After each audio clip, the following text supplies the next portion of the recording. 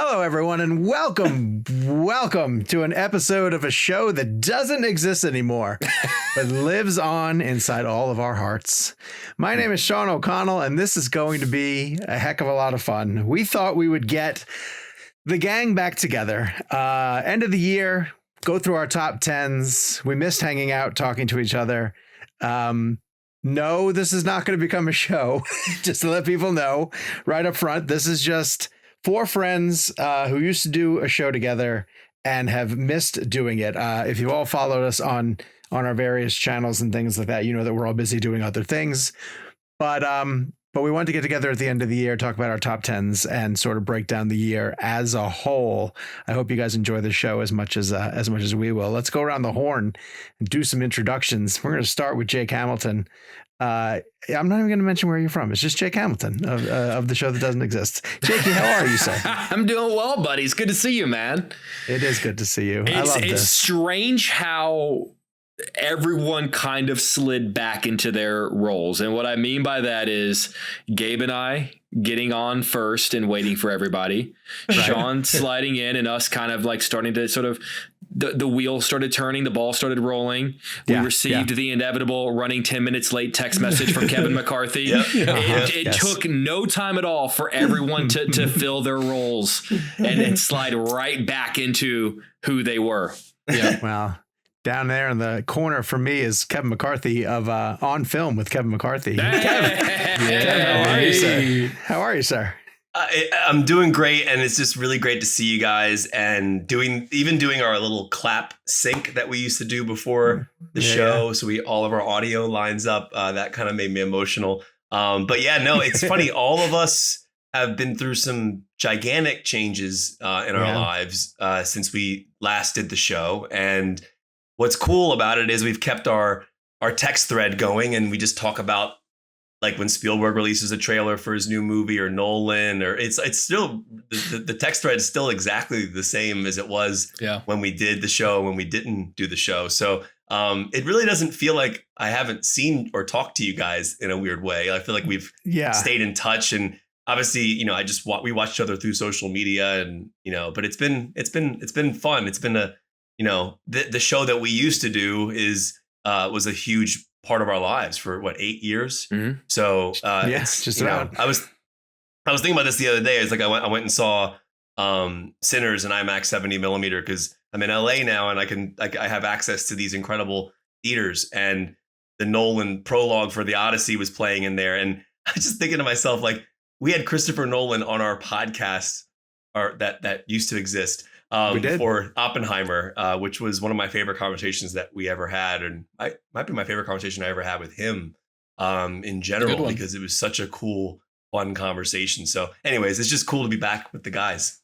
I have a bit of a crazy story, and Sean, I think I may have told you this story, and there's no way to begin this story without sounding like I'm trying to brag, but I swear to God I'm not. It's just it's the context of the story. So I won a couple of Emmys a couple of weeks back. Oh, there you go. Great start. All right, take a shot, everyone. Yeah, exactly.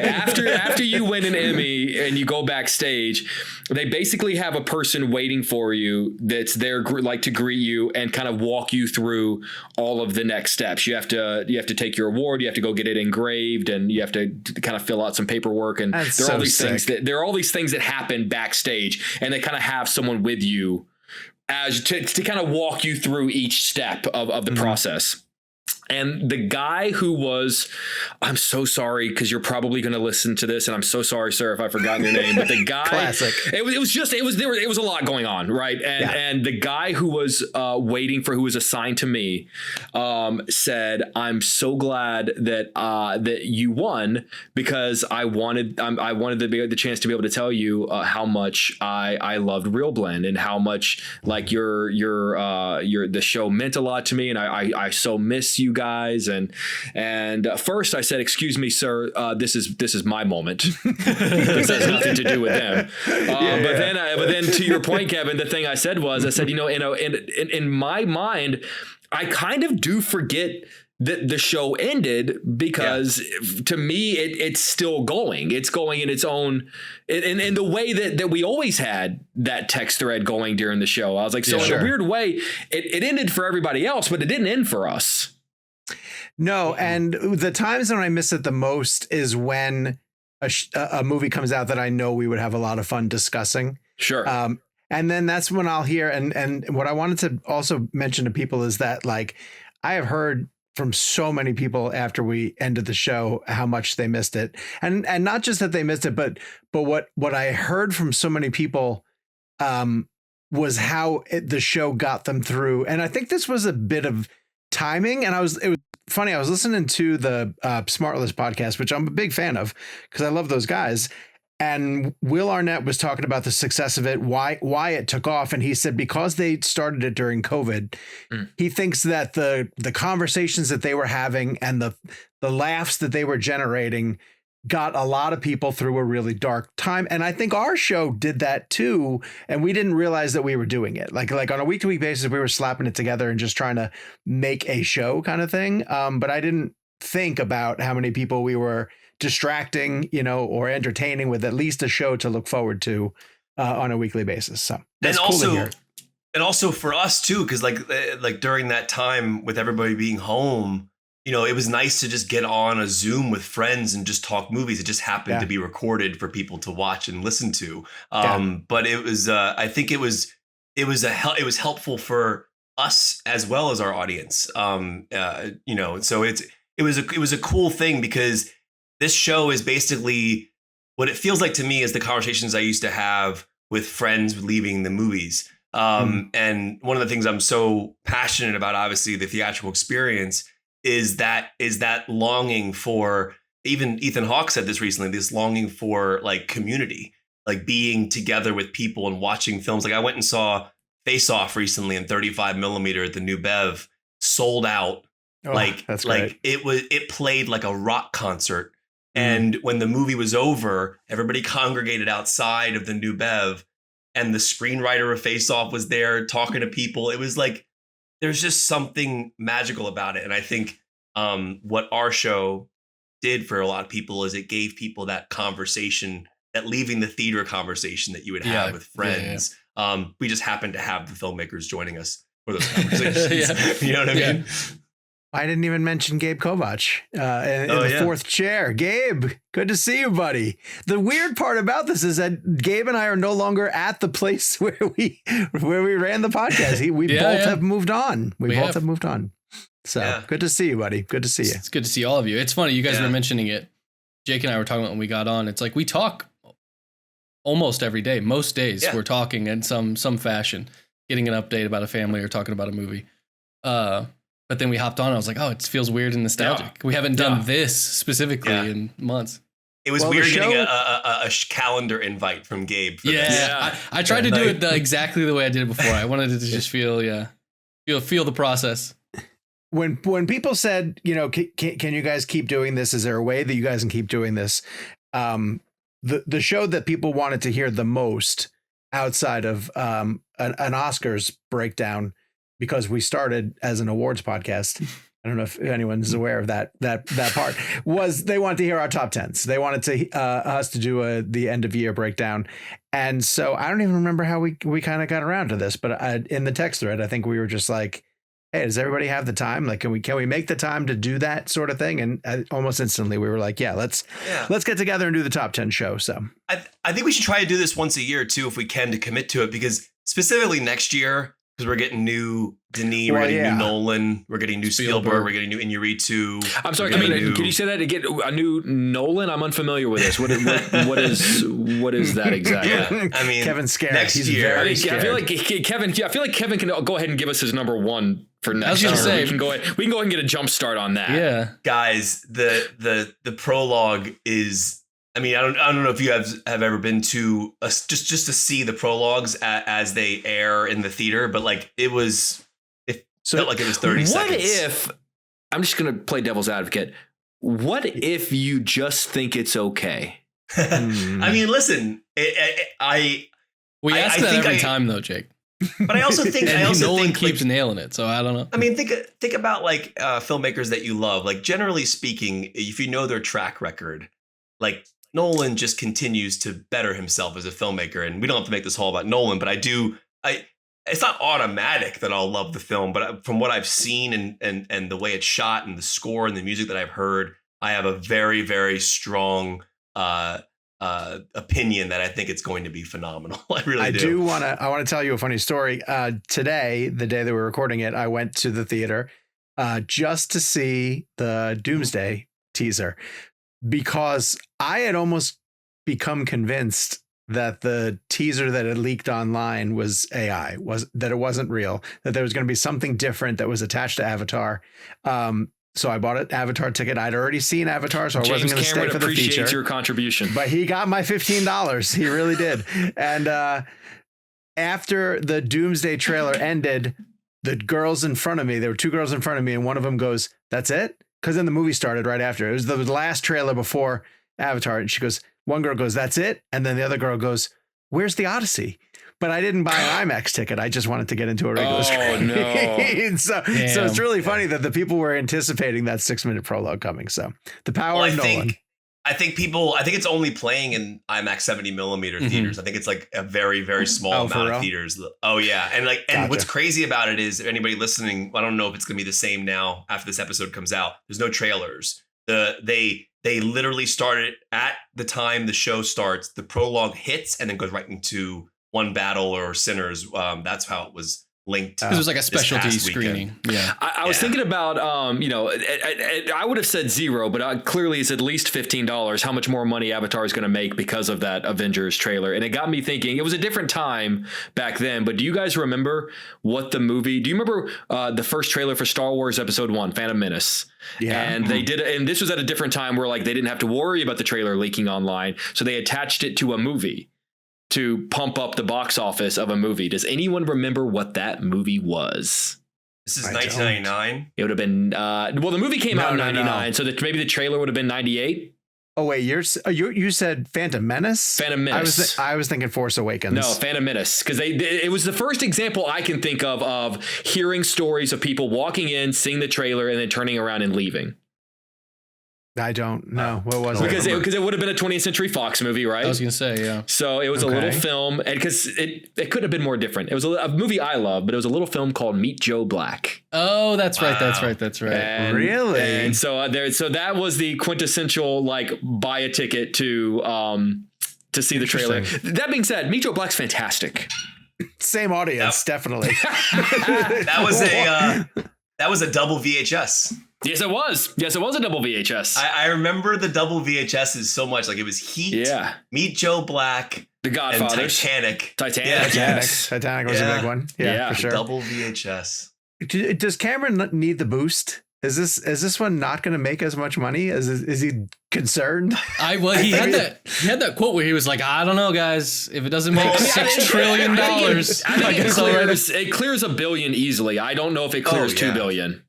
Remember, there's a few things that you have to factor into this. 3D. And so, it's not even that. It's between Avatar 1 and 2, there was how many years, Jake? 14. 2009? 13, 14, okay. 13, 14. So the anticipation for that film had all of that time in between. Huge. From what I understand, Way of Water and Fire and Ash were essentially shot at the same time. Yes. And so scenes from Fire and Ash were shot in like 2017, 2019 by actors and like the performance capture.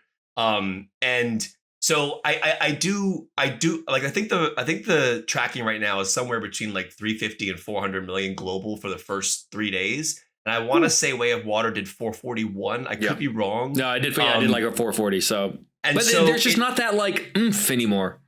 But it's still going to be huge. It's just less huge. Well, Jake also made a good point that Avatar films aren't generally big in opening weekends. They never open big. And I think Cameron has a good enough time now between the next like and gigantic there's not really release. Anything. Yeah. Like it could play through January. Sure. I think it'll do well. Yeah. I'm not shedding a tear for JC. I think he's gonna be just fine. All right, let's get to the top 10s. Gabe, why don't you explain to the peoples who are listening how we do this on our new show? If this is your first time here, I don't know why you're here. I'll say that. What the hell are you doing here? Can you imagine this is someone's first episode? I gotta tell you, Just think of all the other episodes as prequels. Yeah, I got 100 other episodes that I can point you to. I hope this one gets like 50 views. Diehards. Bombs. So what we're going to do is these three gentlemen are going to run through their individual top 10s, 10 through 1. They're going to hold off on talking about a film until we reach its highest placement. So like, let's say Sean has a movie at 10, but Kevin has it at 3. We'll wait until we get to 3, and then they'll both discuss it, so we're not repeating ourselves. And then at the end of it, for fun, I've given them scores based on their placement on each of their lists, and I've compiled a combined top 5, which is very interesting this year. We do it every year, and it's always just a fun little insight into your guys' favorites, what appeals to you emotionally, and then how that factors in with a little bit of math. Yeah, what's fun about this year is that by not doing the show every week, we don't have a strong enough handle on how everybody feels. Right. And this is going to give us a really good opportunity to discuss, films that have meant a lot to us, and that we haven't had a chance to really, really voice our opinions about. So I hope you guys enjoy this 11-hour episode of I was gonna say, buckle up. The Jungle Club. All right, so apparently I'm going first. Is that correct? Yes, sir. According to the chart. All right, here we go. At number 10. Oh, you have Jake, you have a piece of paper, right? You're writing it down? Yes, I am. I'm going to try to do that as well, too. So I've wrestled with my number 10. We talk about this time and time again. Your 10 could be any number of things at any given time. I am legitimately stunned that I'm putting this at my top 10. But it's a film that I have rewatched a number of times since it arrived on streaming. And it is called Mission Impossible: The Final Reckoning. Wait, I'm sorry. What? I know. Believe me. My same reaction. Believe me. I know. I can pull up text messages of you ripping that movie apart. 2 weeks ago. 2 weeks ago. 2 weeks ago, you were shitting on this movie. Didn't I say when I was like, this is a bad movie? This is a bad movie. Let me explain. And I don't think that it's I got really sad watching Mission Impossible, The Final Reckoning. It made me really sad because I don't think that we're ever going to see movies like that anymore. Yeah. I don't think that they're going to be allowed to make movies like that anymore. And there was a scene in one of the rewatches where I finally truly understood the tone of the movie, which was, and mind you, the first hour is just empty setup. It is empty setup. But there's this. I disagree with that. There's a really powerful major character death in the first half hour of that movie. But that doesn't justify the hour and 20 minutes before that happens. Hey, maybe I forgot the other movie. And that's one thing I'll give James Cameron. You forgot about the first Reckoning. but James Cameron literally could have done so much exposition in front of Fire and Ash, but he just remade Way of Water and called it Fire and Ash. They shot at the same time. It's not a remake. It's the same. They shot the same movie at the same time. All right. Well, hold on. Let's get back to Mission.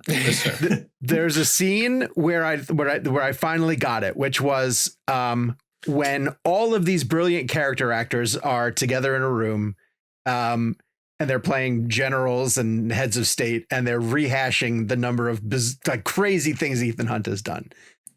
And that's when I realized, like, this is there's a tongue-in-cheek, homage to Cruise, to the franchise, but also to just how they make movies, like how movies used to be. And so I don't mind. Now, I don't want to sit through all of it the whole time, but as a standalone thing, I'm okay with it as a send off for a franchise that reinvented everything. And I cannot wrap my brain around this. Like, I swear to God, if Fellowship of the Ring makes your top 10, my mind, it's just.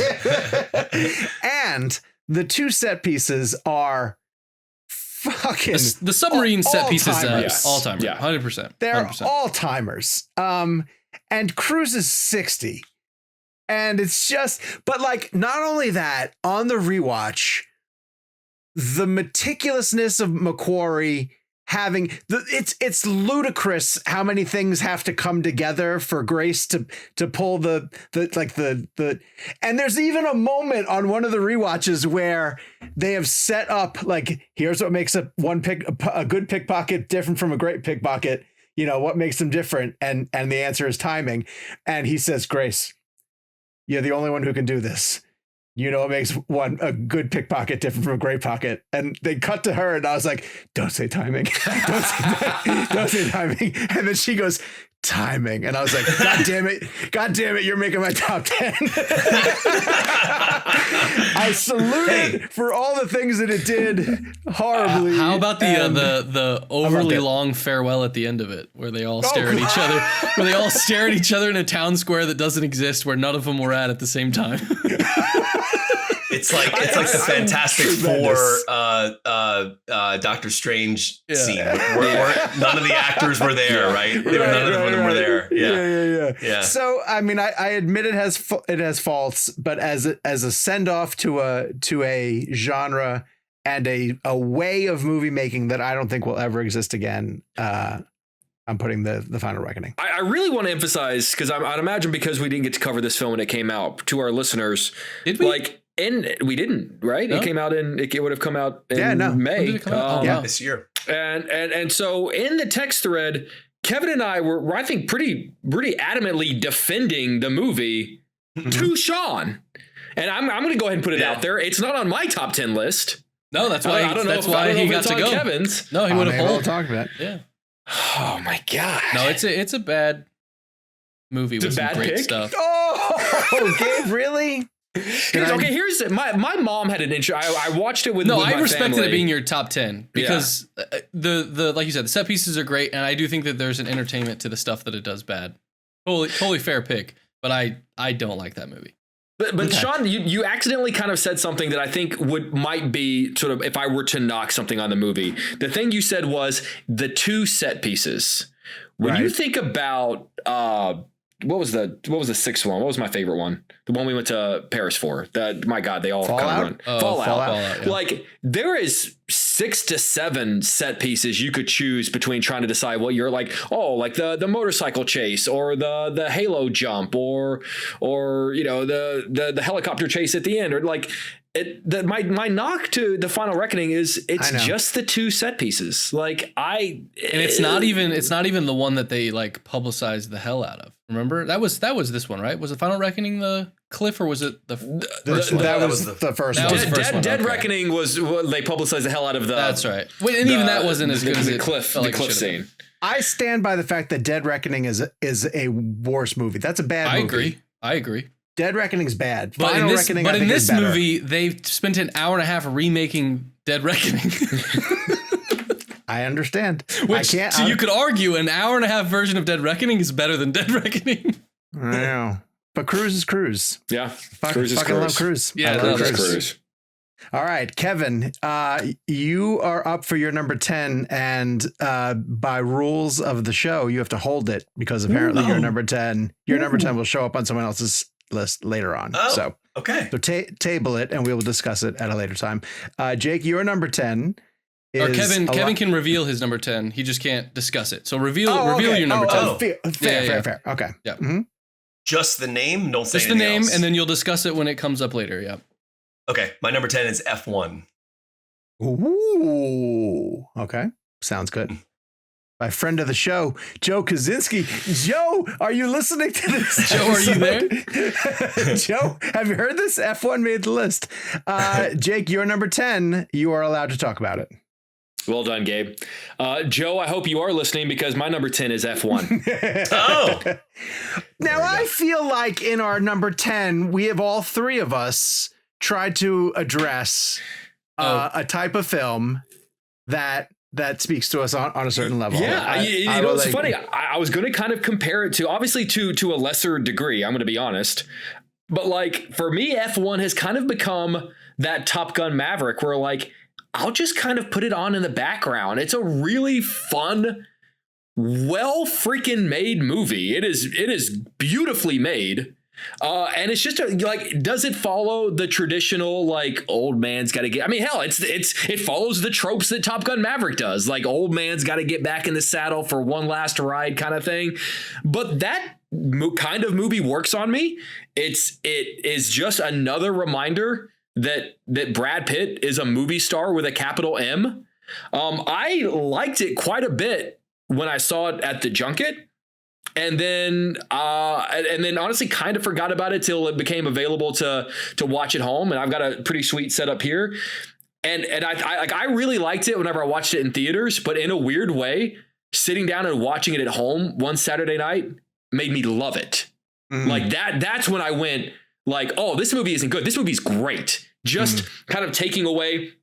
And sometimes, and we've talked about this, sometimes watching a movie under the context of a junket, because Kevin and I were getting ready to do that junket, like your mind's in a bunch of different places. You're watching it through the prism of work. You're watching it through the prism of like trying to come up with questions, and just being able to sit down and watch it at home. That's the moment I fell in love with it. And I was able to remove the prism of what, and just enjoy it for being just an old school. Like I was telling people like that would have been one of my favorite movies of 1996. Yeah. Like it really felt like it came from that era. Like I would have rushed on a Tuesday to go to Blockbuster to try to go rent that. Like it feels like that kind of movie. Is Jerry involved in it's a Bruckheimer movie. Yeah. Is it? Okay. So it kind of feels like the movies that were made in that 90s era when like we would all go to the video store. Like I love, with the way, Kevin, the way you talk about like, the Con era and Face Off and The Rock, like it kind of feels like it would have come out in that era in a way, if that makes any sense. Well, I mean, what you're touching on is what I think Zimmer does with the score in the film. There's a throwback to an era of filmmaking that like it feels like 90s in a way where the score just pumps me up. Like I want to get up in my apartment and like clean and do whatever, because there's just something, I don't know what it is. I'm with Jake. I'll throw on F1 in the background and I hear that main theme. Also, the shot that introduces Damson Idris's character as we are like far away and we're getting closer and closer and closer to the track, and we get to his car. You guys know what I'm talking about? The beginning, his introduction shot. Incredible. There's a lot of reasons why this movie ended up in my top 10.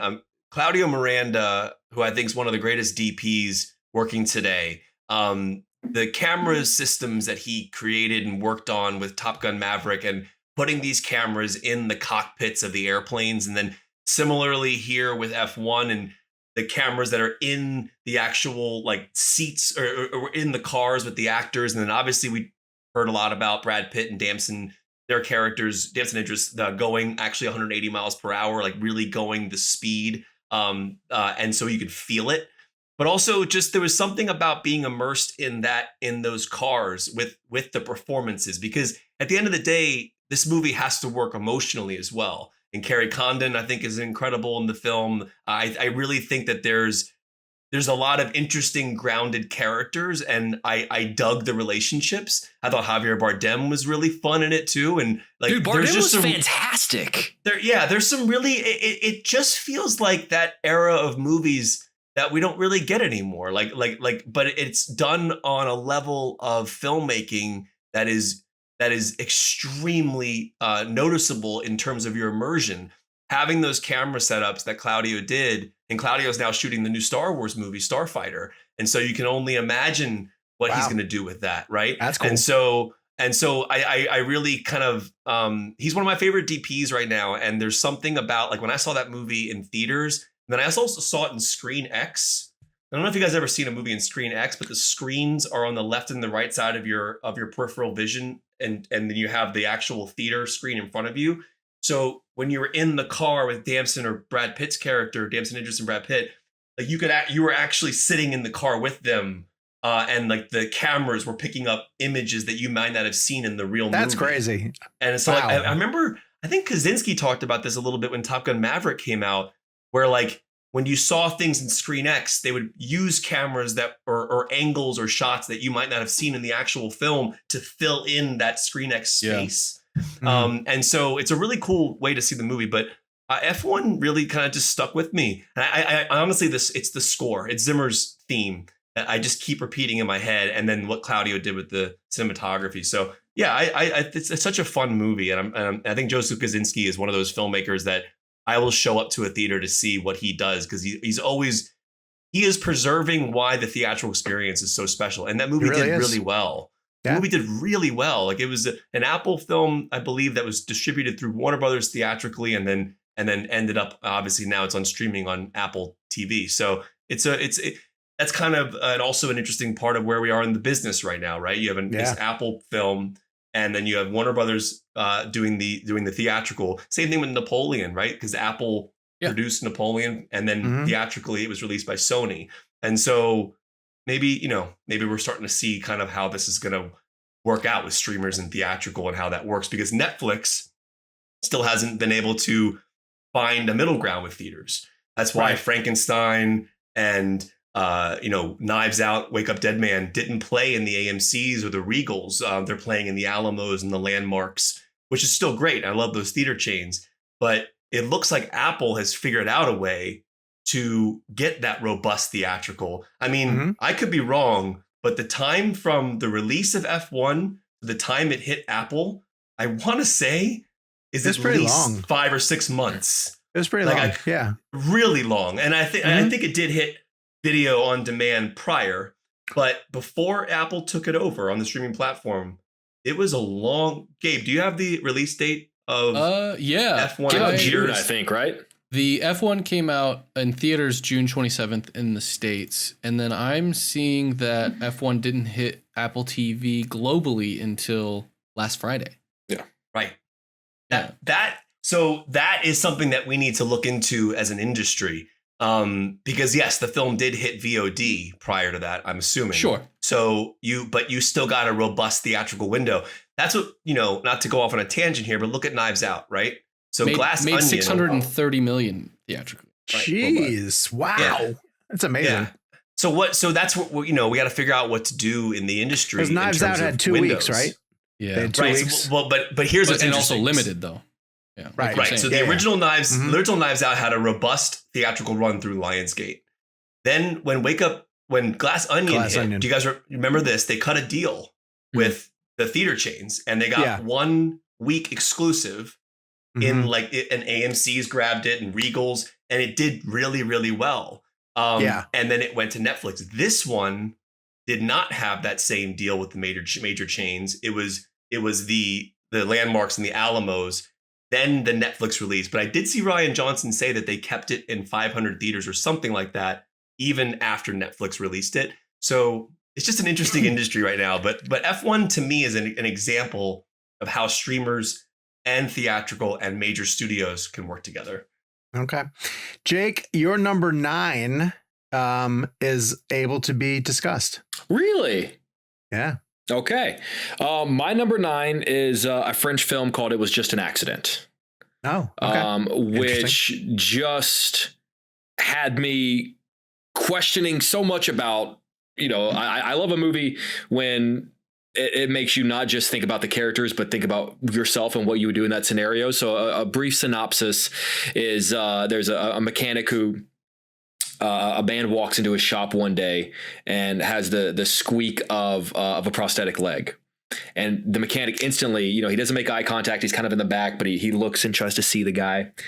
And at the moment, he all of a sudden he starts following this guy through town, and you don't really know why. And he kidnaps the man with the prosthetic leg and throws him in the back of a van. And then goes and finds a friend of his across town and basically says, "Hey, that guy, that man, that prison guard who tortured us in prison, I think I found him. They called him Peg Leg because he had a fake leg, and the leg used to squeak."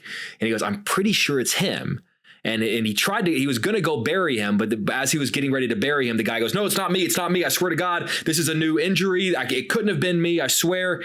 And so he goes, and this man, the mechanic, goes and gathers a bunch of people who were in that prison to basically be like, "I need you to tell me if this is him, because if it's him, I'm going to kill him." And so there's this debate going on where it's just like, and some of the people are sure, say they're sure, and the other people are like, "No, I'm not so sure." And it sort of brings about this like could you murder someone, period, but just based on what the sort of things they did to you, but could you do it if you're not 100% sure it's him, and as an audience you're not entirely sure it's him?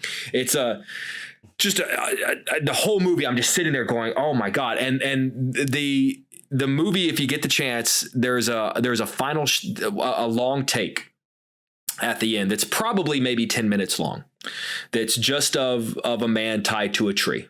And it's lit by, I think it's lit by like the brake lights of a car. So it's got this red tint to it.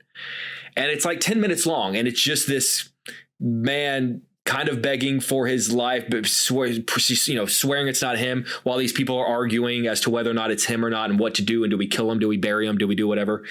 And it's just 10 minutes of them. And it's just going back and forth. And it's just unreal. And the whole time I'm watching this movie going like, I don't know, like I sympathize with the man who is tied up to a tree screaming it's not him. And I also sympathize with the guy who's going, no, I know it's this man. Bury him in the desert. You know what he did to all of us. And the title comes from the man with the prosthetic leg. The reason he has to go to the mechanic, he's in the car. The opening scene, he's in the car with his family, and he accidentally hits a dog with his car. And his daughter in the back seat says, "Oh my God, I can't believe you killed that dog." And he says, hey, "Calm down. It was just an accident." Right. And that's where the term comes from. But it's a phenomenal film that I think you question the characters, you question yourself, and I was just enamored from start to finish. This one's getting a lot of attention from this could be a year where we see a number of international films vying for Best Picture slots. And that's the evolution of the Academy, where they used to just say, all right, well, you have your own international film category. We're going to relegate you there necessarily. Maybe one makes it into the Best Picture top 10, but I think arguably right now there's four films, maybe 5 films that feel like they have a chance of getting into the easily sitting at the big picture table. So or the Best Picture table. So we'll see if we get there. Anyway, number 9, Kevin, your number 9 can be mentioned and discussed. Oh. Wait, have we gotten your number 9, Sean? No, we're going in a snake. We're snake draft order. So, all right, my number 9 is, so you guys don't have this on your list. No. This is Richard Linklater's Blue Moon. Okay, so Blue Moon was in my 10. Was basically my 10. Fucking phenomenal. It's an incredible film. I think Ethan Hawke delivers the best performance of his career. I genuinely do. He plays Lorenz Hart, famous lyricist, and we're with him on the night of the opening of Oklahoma. And obviously he'd worked with Richard Rodgers prior to this evening. And his character, Lorenz Hart, is essentially grappling with the idea that he's no longer working with Richard Rodgers anymore, and kind of the success of what Oklahoma was about to become. And the cinematography and the performance, and because I think like Ethan Hawke is like close to like 6 feet tall, and I think Lorenz Hart was around 5 feet tall. And there's a lot of discussion about his height and how his slightness is like part of his stature. It's an important part of his character. Yeah, and the way it was filmed to make the character look smaller than Ethan Hawke, and the different shots that had to happen in order to make it look real. And I thought it was just one of the best scripts of the year. I think Ethan Hawke, there's a musicality to the dialogue and the way that it's performed. And I just think that Ethan really disappeared in the role. Like I don't see him at all on screen. And it's so interesting because when you're taller than your character in that way, you have to make it believable that we can believe that the character is the height that the character is. And I think that's a really interesting thing from a physicality, how you hold yourself, making it look realistic and not like you're performing. And so I thought it was incredible. And I didn't know a ton about Lorenz Hart. And so it was just interesting to kind of sit with him in that bar that night and kind of learn about the mental aspects of what he was going through in terms of like grappling with his own career and his own relationship with Richard Rodgers as a colleague. And so it was just interesting. I was very, very blown away by it. Yeah. It's one of the smartest things because, I mean, something happened to drive them apart. And the way that the script subtly drops his alcoholism and the way that he wouldn't show up to recording sessions, and the struggle that they had to write together. And it never overtly explains everything to you, but it gives you enough that you pick up what kind of happened in their history. And what I love so much about what Ethan does is there are times when he gets so like devastatingly open, to everything that's happening around him. And then he'll immediately pick back up with like a story that charms the entire bar. And it's this amazing seesaw performance that I truly, and I know the best actor category is stacked beyond compare this year, but I would love to see him win because I thought he was incredible. I think he's going to win. I think there's just a lot of, people want to see him win. And I also think the performance is as good as it should be to win. I don't know. Timothy Chalamet says he's better than everybody else. He does. He's pretty high on himself. All right. My number, I get to my number 9, and I'm going to do my number 8. And they are both movies that I'm going to get to talk about. Wow. Yeah, I think our lists are very, very different this year. And I'm not that surprised. Well, just wait. that this one didn't make anyone else's lists because I think I liked it a lot more than you guys did. And it's Catherine Bigelow's A House of Dynamite. Loved this movie. Loved it. Yeah. Very intense. It was tremendous. Yeah. Get out of here, Jake, with your face. You're crazy. I love the structure of the film. I loved all the performances in it. It essentially takes place on a day when nuclear missiles have been fired. Jake's mad because they're aimed at Chicago. I'm mad because my Netflix account apparently cut out before I got to see what the ending of the movie was. And this is the reason why that ending didn't bother me in the least bit. Oh, come on. No, I actually thought it was great. I wouldn't want an ending spoon-fed to me. I don't want an ending spoon-fed either, but you know what I do want? An ending. A resolution, an ending.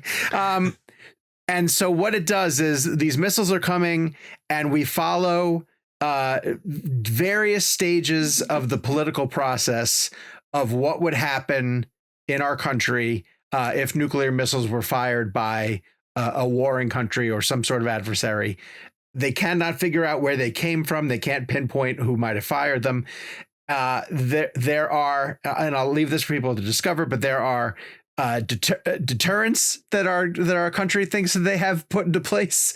And then there are some really difficult conversations about retaliation. And I thought it was an amazing script. Like, I thought it was great. I thought Bigelow did an incredible job. There are moments in the movie where I'm like, well, why isn't this person doing this thing? Or how come this isn't, where is that person during this? And the way that it's structured and the different stages of the chapters will then fill in the gaps. And to the point where the final one is reserved for the president, who, and I'm not even going to tell you who the president is in case you don't know at this point, but I thought it was phenomenal. And I loved the performances in it. And I thought it was great. Neither of you liked it. Kev, did you like it? Yeah, I thought it was incredibly intense. I definitely don't have the negativity that Jake does about the ending, but I think Catherine Bigelow is one of the greatest filmmakers, and I genuinely get excited anytime we get to see a new movie from Catherine Bigelow. And like, it takes too long. She takes a long time. But I think she takes a long time in a good way because she's obviously waiting for stories to speak to her, right? And like, The Hurt Locker, Point Break. I mean, like, really just a remarkable filmmaker, and I just get excited to see what she's going to do. I mean, it didn't make my top 10, but I'm happy the film exists because I'm happy that she got to make another film and I got to see it. It's so good. Don't listen to Jake. It's really, really great. Okay, I will go to my number 8, which also didn't make anyone's list. I'll be curious to see if you guys took the time to check it out. It's a documentary on Netflix. I like to try to single out a documentary. Oh, yeah. Wait, is it what I think it is? This one's called The Perfect Neighbor. Yes. Oh, Perfect Neighbor was fantastic. You watched it? You got a chance to see it? Yes. So I was not prepared in the least bit for how that story was going to affect me. It is a true story about a woman in a neighborhood in Florida who is in a rental property and is mad at the children who live in her neighborhood, who are, according to her, overly noisy, trespassing on her property, even though it's not her property. And she has raised the issue enough times with the families of the children that they have had to clarify, because the woman keeps calling the cops out to the house, that this property is not hers. There's a lot next to hers. The kids go over there to play football. And you start to learn over the course of it that, it keeps it somewhat vague about, because Michelle and I were having the conversation somewhat during the movie of, are the kids really antagonizing this woman, or is she not justified in the least bit to be this mad at these kids? And it maintains that mystery for a really long time. And then all I'll say is that bad things happen. Really bad things happen. And you talk about a shot, a 10-minute shot. There's a shot in an interrogation room of a police station that broke me. It broke me. I'll leave it at that. But what's so brilliant about it is the way that it constructs its narrative using Ring doorbell cameras, a lot of police body cam, mostly body cam footage, right? Mostly police body cam footage, some courtroom footage, but I didn't know whose side. I mean, of course, I was kind of like siding with the kids necessarily, but then I was like, well, where is this going to go? And I was not prepared for the places that it went to. And it really, really devastated me. So that's my number 8. It's called The Perfect Neighbor. It's available on Netflix. You should absolutely check it out. Great choice. That's a great choice. Definitely check it out if you guys get the chance. All right. So that brings us around in the snake department to Kevin's number 8. And Kev, you get to talk about it. I can't believe this is not on anyone's list. It's Avatar: Fire and Ash. But see, it's so funny. This is my favorite one of the 3. So I remember I didn't love the first Avatar. I liked it. I just didn't love the first Avatar. The second one I enjoyed. I thought it was, the developments in performance capture and really kind of emoting with the characters and Zoe's performance and Sam's performance and everybody. Like I really I liked Way of Water more than the first one. In terms of action, it was just remarkable in terms of like how that film brought 3D and high frame rates and, Simon taking on the score and, with James Horner's, that the James Horner heartbeat of that score still kind of lingering in the Avatar world. And now Simon, who's an amazing composer, also picking up that music and creating his own themes for Avatar: Fire and Ash. There's a lot. I have particular personal reasons why this film struck me that I won't share. And I guess it's more about like just me and my childhood and kind of, there are themes in this film that I found really interesting in terms of parents and children and just kind of how that resonated. There's an arc in this film that that resonated with me in a way that reminded me of my childhood and kind of, but I won't go into like specific details about it, but I think it just hit me differently on a level that like I thought like I emotionally connected to the characters differently in this one. And were you a Na'vi? No. I think what I'm trying to get at. Explain. I was just making a dumb joke. Well, no. But what I'm getting at is like as fantastical as the world of Avatar and Pandora is, one of the things you have to give James Cameron credit for is how he grounds it in real emotion, real human emotion. And I think Na'vi or not Na'vi, like as human beings, we can relate to a mother and her children. We can relate to a father and his children. Like those are all relatable themes. Also, grief is obviously a huge theme in this film. And so I don't know. For me, this weirdly felt like the most grounded of all the Avatars, yet also the most extreme in terms of action, 3D, high frame rate, visual effects. The one-to-one idea of an actor's performance on the day and then seeing the performance on the screen, I think and James Cameron's been very vocal about this, but also I think we need to be more vocal about this. This is acting. And it's the same reason why Andy Serkis deserved an Oscar for playing Caesar in Planet of the Apes. It's we still don't have the capability as general audiences to see, I feel at least, that an actor is doing that performance. And I think someone made a great comparison the other day. It's like when an actor puts on makeup, they're playing a character.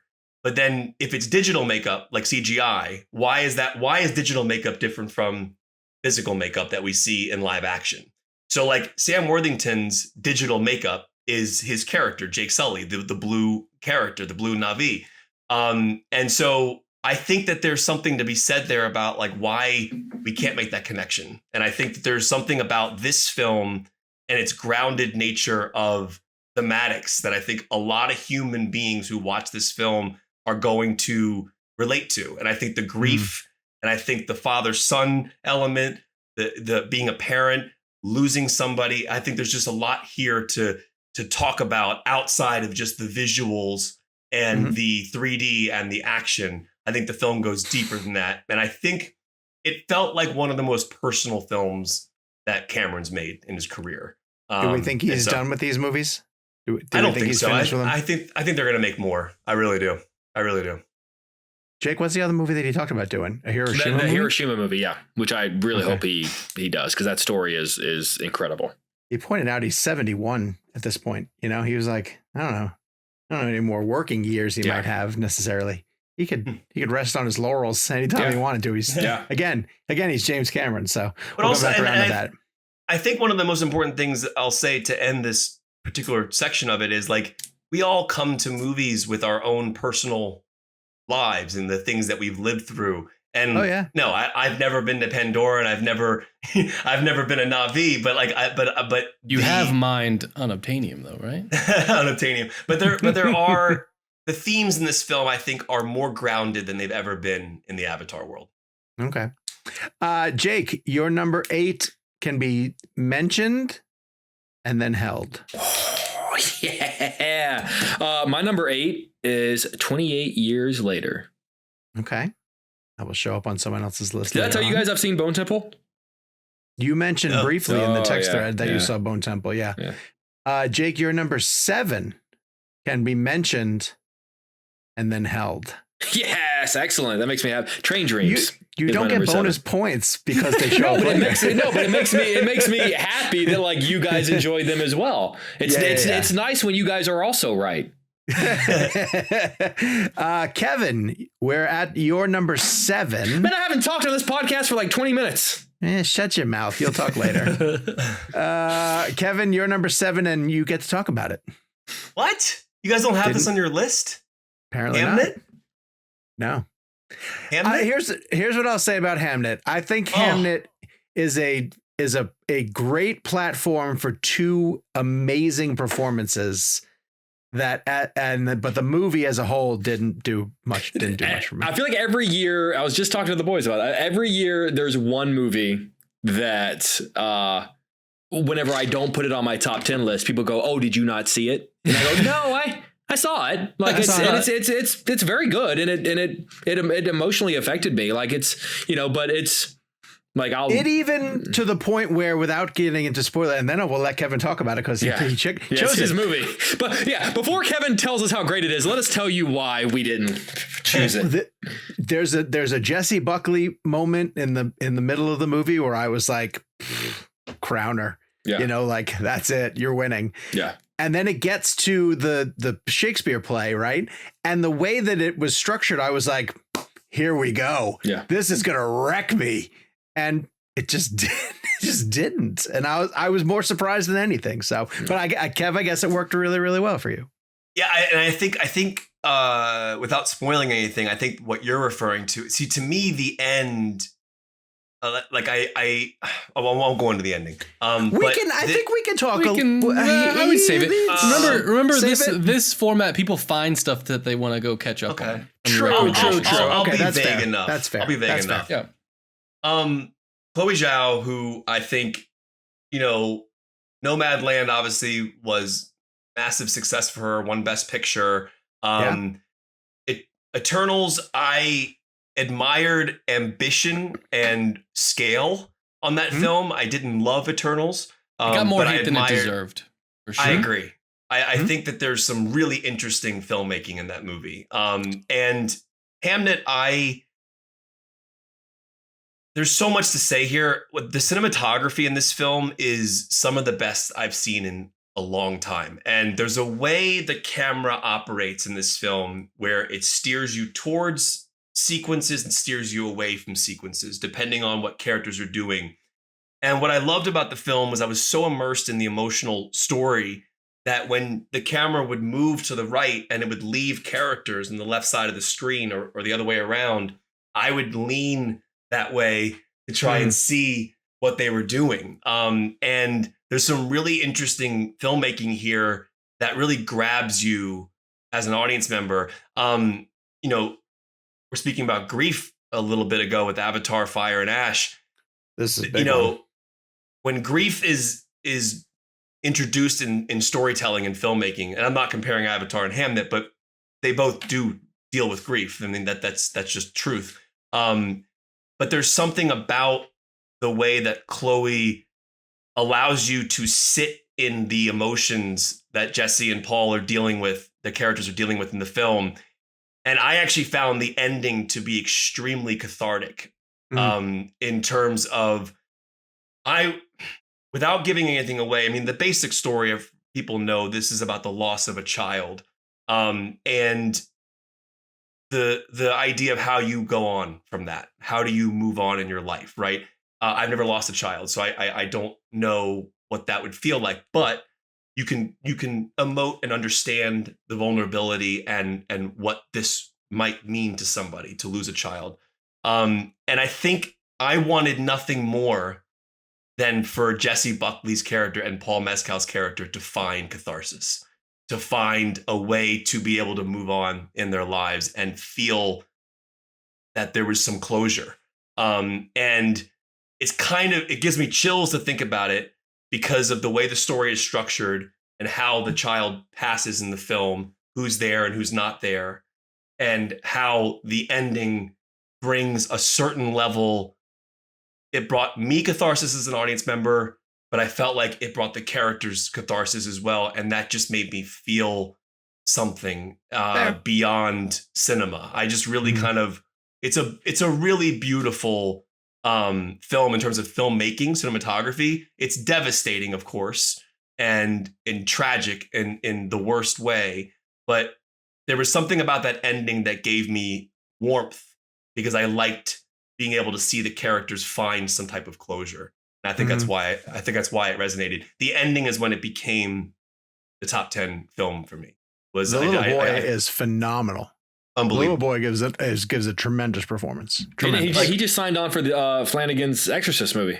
Yes, he did with Scarlett Johansson. He's so good. And Jesse Buckley, that performance, like the scene that Sean's referring to is like, the way I hate to say it, but like I went into Hamnet with the metaphorical arms folded because everyone was like, "Oh, it's Jessie Buckley's year to lose."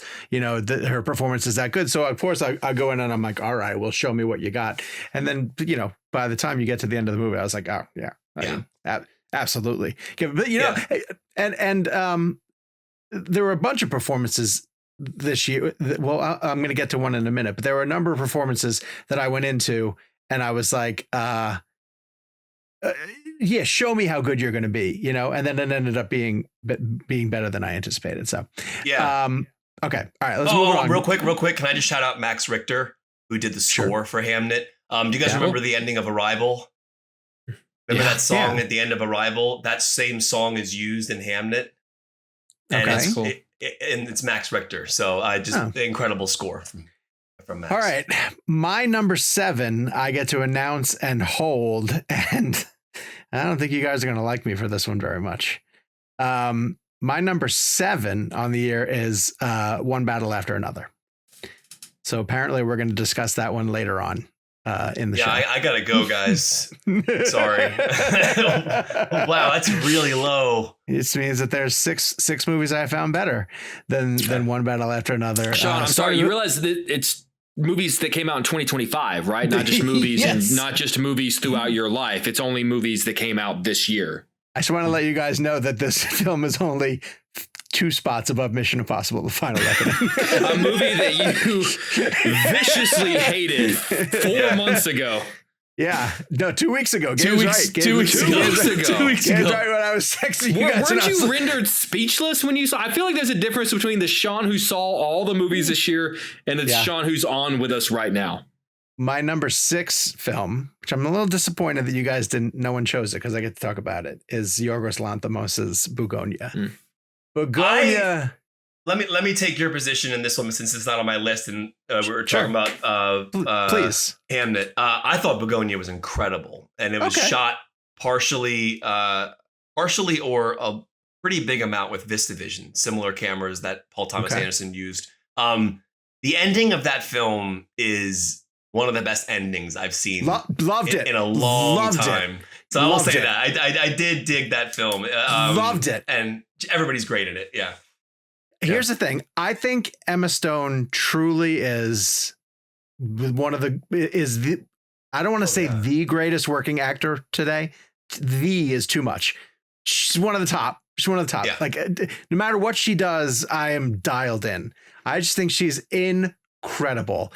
And so this is a film where she's a top CEO of a company. She gets kidnapped by 2 employees, one of which is overly convinced that Emma Stone's character is an alien, and they need her to contact the mothership so that they can go speak to the tribunal or some such thing. And it's first she has to convince them that she's not an alien, and then she's got to convince them that she is in order to get out of it. But it's Yorgos. And really, there are still a number of Yorgos films that just don't work for, like Killing of a Sacred Deer. I don't understand. I don't get it. The Favorite, I'm not even a huge fan of The Favorite, but I loved Poor Things, and I freaking loved Begonia. I thought it was amazing. And Begonia is a movie where, and I won't discuss the ending, but I was like, the ending has to be A or B, right? Yeah. And it ended up for me being A, and then I was like, oh fuck yeah, that's fantastic. I'm so glad. The ending is amazing. Yeah. It's so great. Good. Truly great. Okay, so Begonia leapt to my number 6. Kev, your number 6 gets to get announced and held. So that means I'm going to announce it. This is Josh Safdie's Marty Supreme. Ooh, okay. Jake, your number 6 gets to be announced, and you finally get to talk on this show. Tell us about your number 6. Josh Safdie's Marty Supreme. They are 10 and 6 are the same. Yeah. I haven't felt that kind of, and Kevin, it was your 6 as well. So jump in. I haven't felt that kind of panic attack inducing frenetic energy since honestly Uncut Gems. And it kind of really, I by no means do I want to like divide the Safdie brothers, but I think it's safe to say, having seen both Smashing Machine and Marty Supreme this year, I think you can clarify which brother was responsible for that kind of pacing of Uncut Gems, because I think it's very much apparent and replicated in Marty Supreme. And it's funny, I remember hearing before I saw Marty Supreme, that the studio was really adamant about it not being referred to as the Timothée Chalamet ping pong movie. And I was kind of like, well, it is a ping pong movie. But having seen the movie, I kind of get it, because it's not about him playing ping pong. It's about the levels he'll go to, and quite frankly, the depths he'll dive to be able to play ping pong. It's about, when you have a dream, quite frankly, how terrible of a person are you willing to be to achieve that dream? Mm-hmm. And that's not what I was expecting it to be about. And it's just every time he would do a thing that I would think, for the love of God, that has to be the worst thing he's willing to do. he would top himself and go even further and go deeper. And I was just enamored the entire time. I had no idea what direction it was going to go. I thought it was going to be one type of movie and ended up being something else. And it very much reminded me of the experience of seeing Uncut Gems. And I absolutely, truly loved it. I wish Timothy Chalamet would stop speaking because he's starting to kind of ruin it for me. He's a rapper now, right? Well, it's funny. It's funny because if you look at his SAG Awards speech, he was obviously like in Marty Supreme mode for that. But I love that speech. I just don't love what he's doing now. Yeah, I don't mind it. I kind of like the confidence. Someone pointed this out the other day. It's like when you see an athlete speak about how good they are. Yeah, but we also knock athletes a lot more than we knock actors. Like I feel like the confidence can like actors don't have 70% of the country rooting against them. So I feel like they're afforded that opportunity. It's, to me, I saw that comparison too, and to me it's apples and oranges. Interesting.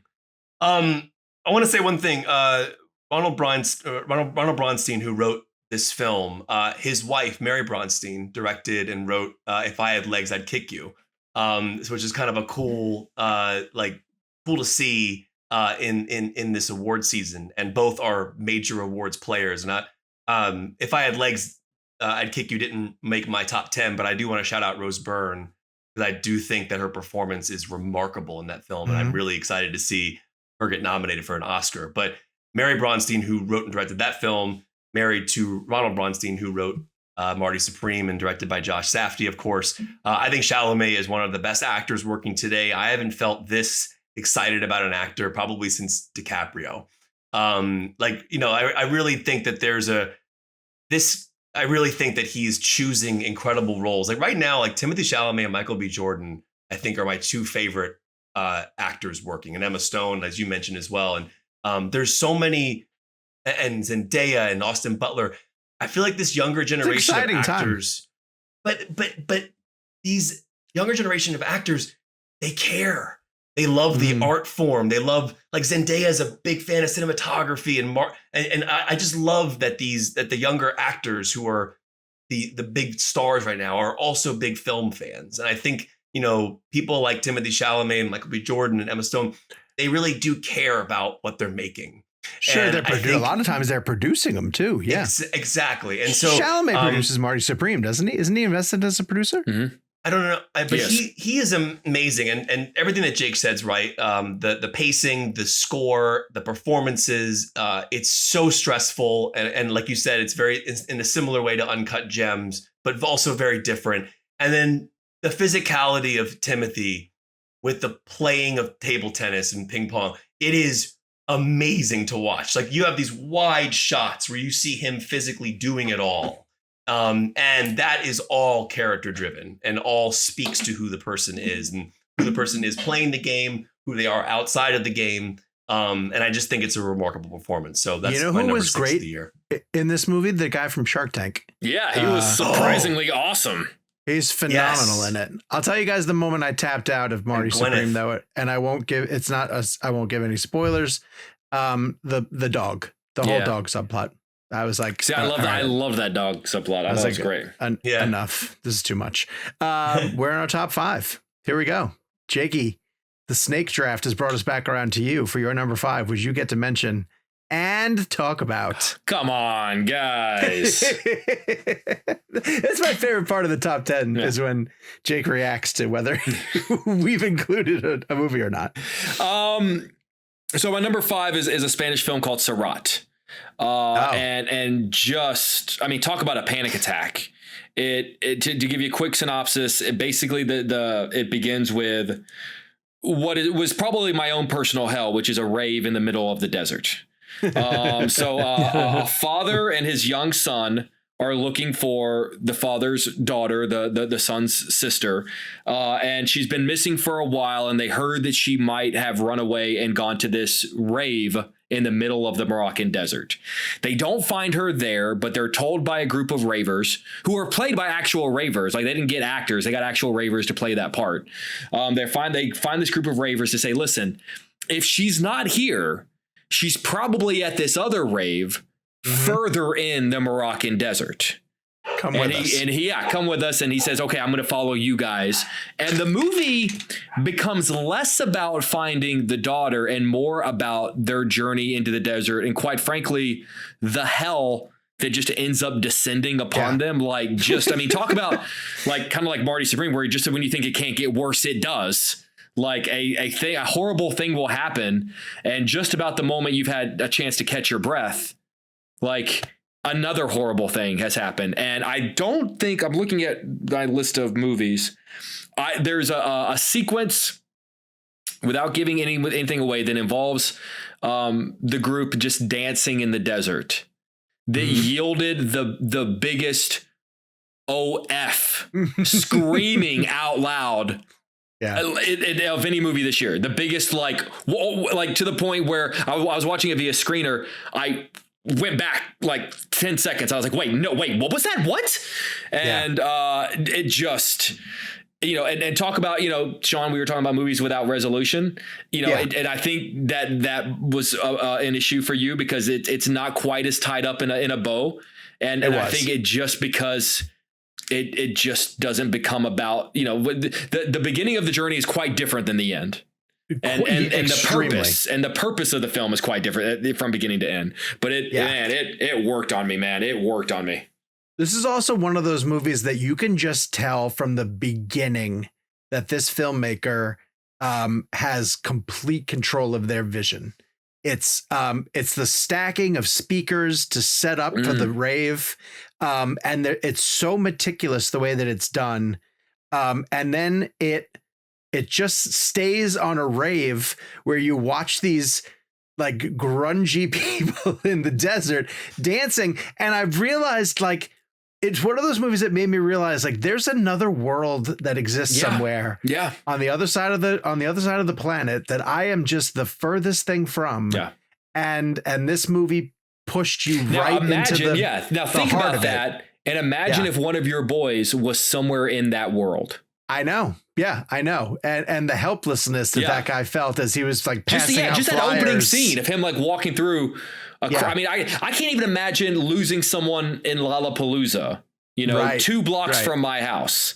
Yeah. But the thought of losing someone at a rave in the middle of the Moroccan desert. Crazy. I know. Insane. All right. Surratt, number 5 for Jake. Kevin, you're number 5. You get to announce, but then hold, please. Mike Flanagan's The Life of Chuck. Oh, good man. Good man. All right. Here's my number 5, which I get to discuss. And Jakey, you get to chime in on it as well. This is Train Dreams. God almighty, what a beautiful film. Yes, it is. Amazing performances. Yeah. Holy God. So Kevin's talked about a couple of films that have moved him personally. This one hit me in a way. And it's crazy to talk about the story of a logger, during what time period does this take place in the early 1900s? Yeah, I would say like maybe the turn of this. It would have been because I guess railroads. It would have been the turn of the the turn of the century, maybe early 20th century. Yeah, early 20th century. Yeah, 100 years ago. But yet, to be able to identify with, so when the work begins, this guy has to put his family, Joel Edgerton's character has to put his family on hold and go to where the work is, essentially. And there are big chunks of his family's life that he just misses out on. And I had legitimate tears in my eyes when I turned to Michelle and I said, like, I've had that conversation with you, whereas like, I gotta go, like, how many times did we do that, guys? Like, how many times did we say, oh, I don't want to have to do, but this actually is part of the job. And you come back and life doesn't stop because you're gone. Life goes on. Yes. And sometimes it's in really good ways. Yeah. And sometimes it's in really tragic ways. Yeah. But and this is, believe me, this isn't the type of movie where like a ton of shit happens. But yes, but also quite a bit does. Like it wasn't a movie where I looked up after an hour and went like an hour has passed and we're in the same house and we were like, I thought more happened than I expected to happen. But also what I loved about it was the way that the guys on the work sites would have to come up with resolutions, for problems that had occurred.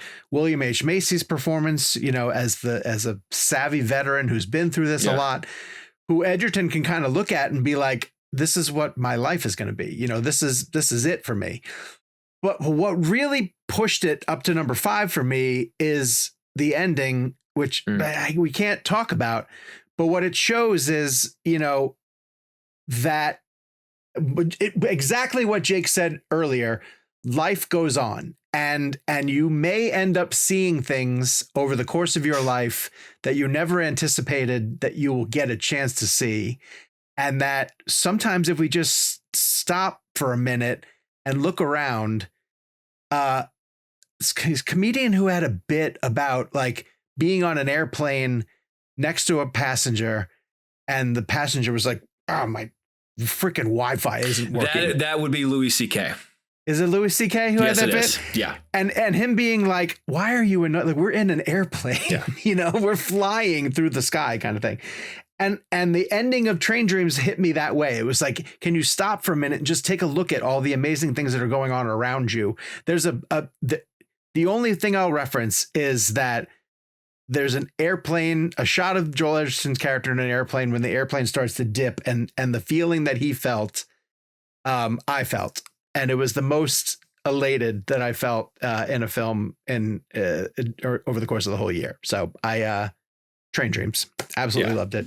Jakey, did I miss anything? No, you're absolutely right. And honestly, like one of the best compliments I can give it is it gave me serious Assassination of Jesse James vibes. Yeah, from Will Patton's, brilliant, really brilliant narration. I thought his narration, I thought he was the perfect narrator for it. And honestly, God, I was going to say it was my pick for best cinematography, but God, there's so many. What a great cinematography year. It's terrific, but beautiful. There's a rack focus that they do when they're bringing the saw across one of the logs, and the rack focus goes with the motion of the saw. And I just went like, oh, whenever I saw that, like I let out a sound. It was beautiful. All right. My number 4, I get to mention and discuss. Number 4, I chose 28 Years Later. Yeah. Now, that was my number 8. This is amusing because when the boys saw this movie earlier this year. You don't like these movies. Exactly. You're catching on. What is happening? Finally understanding. I am not a huge fan of these movies. I don't think that. When did you even watch it? It's not that I don't like them. I think they're fine. But I when a new one came out and you guys were like, oh my God, the next 28 years later, I love Danny Boyle. I think he's great. But these movies have not done much for me. And the other night, I turned on 28 Years Later. I turned on the screener because I was like, let me give it a shot. Let me see what it's all about. And holy fuck, the world building in this movie is It's incredible. It's incredible.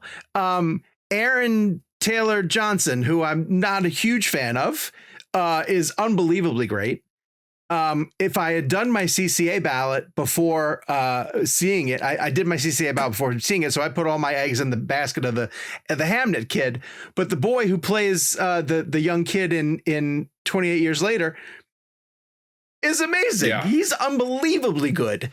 Jodie Comer is fantastic. So again, just a personal story. Like first, it's a father who's trying to prep his son for the unimaginable, and the world is so believable. Like there's never a moment in 28 Years Later where I didn't believe that Danny Boyle was filming in the middle of an actual zombie apocalypse. Yeah. I have no idea how they shot the movie because it literally feels like they cleared out England and set up a zombie apocalypse and then they shot it. You should have seen when he shot right near the surface of the sun.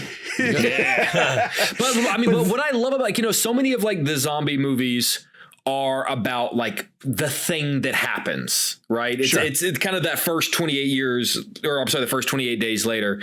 But I love like, this is a movie that kind of them living amongst zombies is kind of the least interesting part of the movie. It basically, like off the top, it's like, listen, we already know, what happened. They're out there.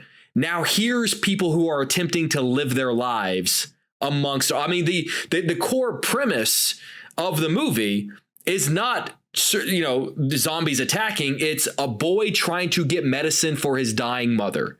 That's the movie.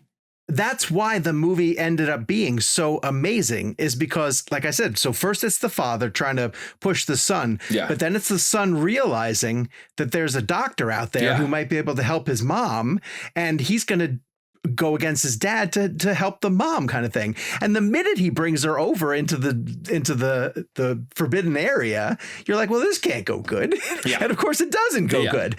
But even amazing, like there's amazing shots where they establish the alpha, right? And then like time will pass and you'll forget that the alpha's out there, and then they'll cut and he's just this little tiny dot on the landscape, and you're like, oh fuck, that's right, the alpha's out there. And it's just there's a train sequence that's incredibly harrowing, and then you get to the doctor and it's Ray fucking Fiennes. Did you not know that? No, I knew it was, but like, I'm just saying, like, if you're gonna tee up somebody to deliver, because that role needs to be played by somebody. If it's not, you're disappointed, right? Like, how many times have you gotten to a part in a movie where they're like, and then we finally meet the mother, and I'm on the couch and I'm like, well, if you didn't get somebody good to play the mother, this is gonna suck. And then they turn around and it's nobody that you know, and you go, missed opportunity. I want to give you just a little tease.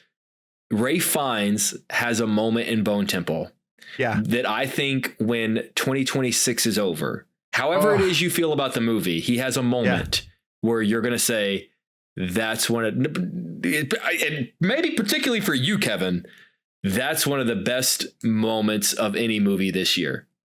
Wow. It is. And the thing is, you're not even going to have to ask me what the moment is when you're going to know. You're going to know what it is. Does he say, the boy that lived has come to die? Had come to die. All right. So 28 years later, listen, just as stunned as everybody else. So will you go see Bone Temple? Oh, I can't wait to see Bone Temple. Can't wait. And trust me, you're going to be very happy that they just greenlit the third one. Bro, crying when he hands him the skull and says, find the best place. Incredible. I'm telling you, man. I'm telling you. It was so that makes me so happy. That makes me so happy. So good. So good. Kev, we're up to your number 4. You get to mention it and you get to discuss it. You guys don't have no other choice on your list. Oh my gosh. I will admit I didn't see it. It's the one I didn't get to. I would put it in a Hamnet category where like saw it, liked it, like good, but like didn't cross a threshold for me. I was blown away by it. I remember, so director Park Chan-wook, he is somebody I remember discovering when I was younger with Old Boy. Old Boy was a film that I remember seeing that for the first time and just being blown away by it, especially the hallway tracking shot. And so anything he's ever done post Old Boy, and obviously I went back and watched his earlier work as well, but director Park is like just one of those filmmakers, in my opinion, who anytime he puts a film out, I am instantly going to see it. And Lee Byung-hun, who is the lead star of this film, also Son Ye-jin, who like the two powerhouse performances. And for people who don't know the story, essentially Lee Byung-hun's character loses his job essentially from a paper company after 25 years, and he's grappling with that and trying to find a new job and takes kind of matters into his own hands. I guess I'll leave it at that, Jake. I mean, I don't really want to give much away about it, but that's a nice tee up. But it's the tone of this film. There's a tonal balance to this movie that I think is almost impossible to juggle. And it's extremely dark, but then also has like, it's interestingly entertaining, even though the material is dark. And I think it's interesting because like I just found the performances to be amazing, and the music and the score, but also the cinematography and the sound design. Some of the best sound design. It's Jake. I mean, there's violence, of course. The character is doing. I'm trying to see if there's anything else on our list that I would compare. I mean, I watched the trailer, and the trailer seemed like it was a genre exercise, kind of. I thought, but I don't remember. Like, I mean, there's obviously violence in it, and I won't go into too much detail about how that works. But there's just an interesting tone to this film that I think was struck, and I was extremely, extremely impressed by it. And the sound design to me is what makes this film work. There is remarkable sequences of sound design that I think are so immersive and makes you lean into the film. I think the performances are remarkable. The cinematography. Director Park is literally one of the best filmmakers working. And I just feel lucky that we get to see work that he does. And I think it's interesting. And I'll use this as an example of tone. Well, you saw Weapons earlier this year. Weapons is a movie that, you know, on the surface feels like a horror film, right? And it is. And there's a lot of the dark material in there. But Weapons also has comedy in it. There's also comedy mixed into it. And so as dark as a story could be like Weapons, or as dark as a story could be like Here, and I haven't really even gotten into why the story gets dark, and I'll just kind of save that for people who want to see it. But there is something really interesting about a filmmaker balancing comedy and drama and, you know, and what's happening in this story. So I was very impressed. I think it's like Weapons, it's a very hard juggling act to juggle tone. The films couldn't be more different, but tonal juggling to me is very interesting. So yeah, I loved it. All right. This is going to get really interesting for a long stretch here. Jake, you're number 4. Mention it and hold. I figured. My number 4 is Sinners. Jake, number 3. Mention it and hold. Mention it and hold. Mention it and hold. Mention it and hold. My number 3 is Weapons. Ooh, okay. Kev, you're number 3. Mention it and hold. Number 3 is Weapons. Okay. Ooh. Me, number 3. Sean. Mention it and hold. My number 3 is The Life of Chuck. Me, number 2.